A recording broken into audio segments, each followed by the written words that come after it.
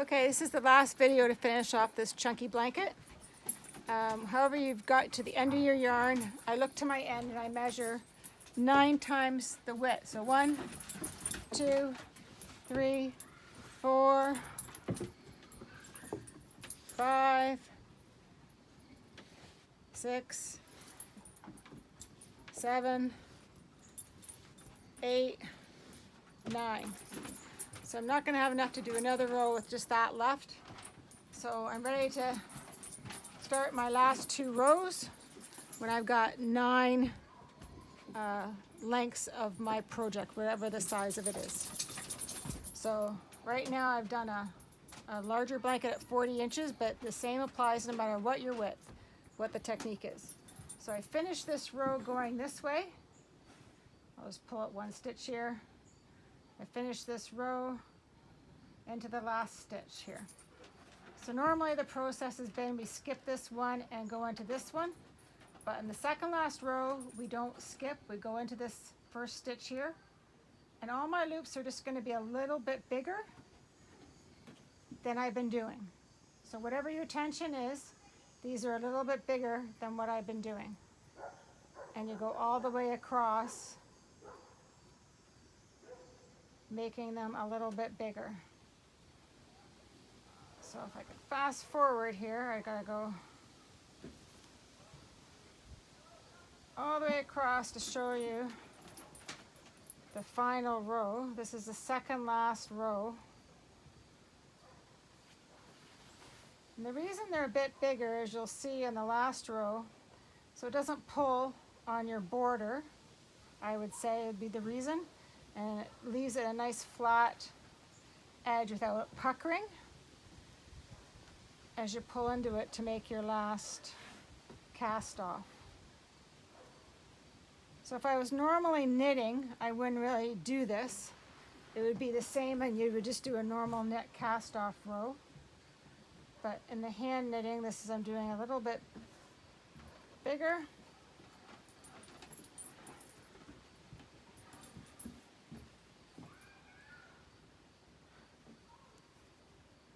Few more to go here. So we do to the end, obviously the same as before. The only thing different was we didn't skip the first one. Now a little bit bigger. Okay, so we're at the end. Now we're going to cast off. You can cast off either way, either direction, it doesn't matter. The technique is the same. So I go in the first one like normal, again bigger, just like the last row, and the next one bigger. Then I'm taking and I tip even into this stitched loop, grab it, and pull across. I'm creating this ridge. So I go in my yarn just like normal and create the loop.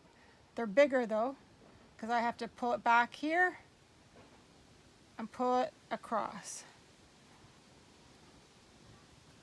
I'm trying to keep it all flat where I just tip this and just turn it with these 2 flat in here and pull it across.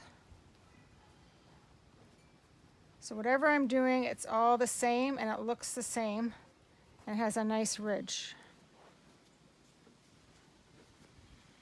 And that is basically the final row. You can see why it needs to be bigger, because we want this to lie flat and not pucker. As I say, you can cast off no matter which way. If you're finishing it, your skin, it doesn't matter. You just have to do it in reverse, going the other way. It's the same technique. So you do the first 2 stitches and then you start pulling it through. And we're creating that ridge, which I have all the way around the blanket.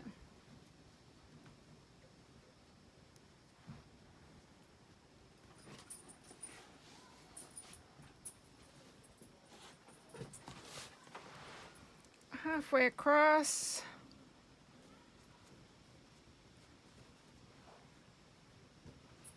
And I'll show you the finish off and what you just have to do at the end to weave through your two ends,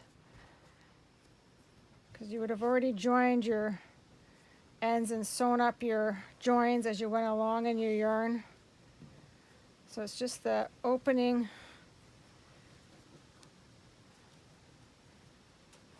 two 6-inch strands that I have left at the beginning and the end that we have to weave through. And then I sew them just like I do my joins in my yarn to a spot in the yarn so the ends are nice and secure.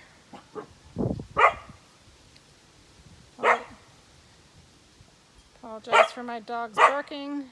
Hopefully you can still hear me good. A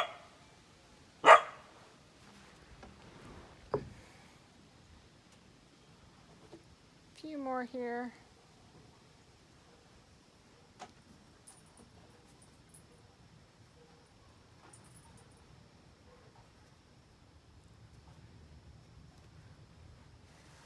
Nice row, not puckering.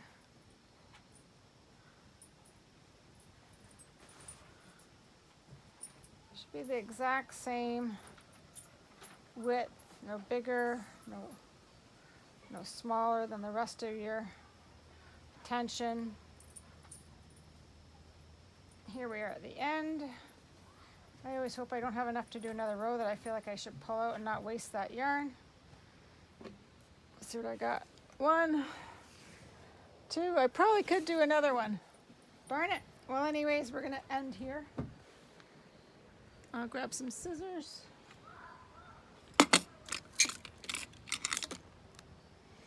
What you would do is you just take your tail and go to the end. This would be very much shorter probably on yours. And you just cast off, finish off. Just means you take the one end through and you pull it all the way through. So yours would be shorter. And you just cut nice and snug, but not too tight. So you would take that and cut that at 6 inches or so. I'll show you on this other end what I want you to do. Take my end, I put a little knot in it. Helps stop it from fraying at the end. And I'm just gonna weave it in. This is my beginning row. That you can't see it. And you do the same for both ends. And I'm just following the pattern, keeping it away from this chain though. I'm trying to keep it on the bottom. For me, I call this the front and the bumpy side the back. So I'm keeping the weaving into the back for me, because I like the other side for the front.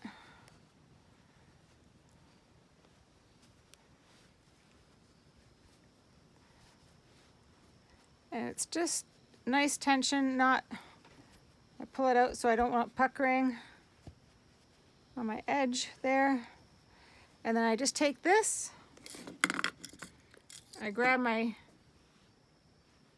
mattress hook, I don't have thread on it, and then I would sew that and attach that through there. And go in like that a few times, and I would just attach it so it's nice and secure.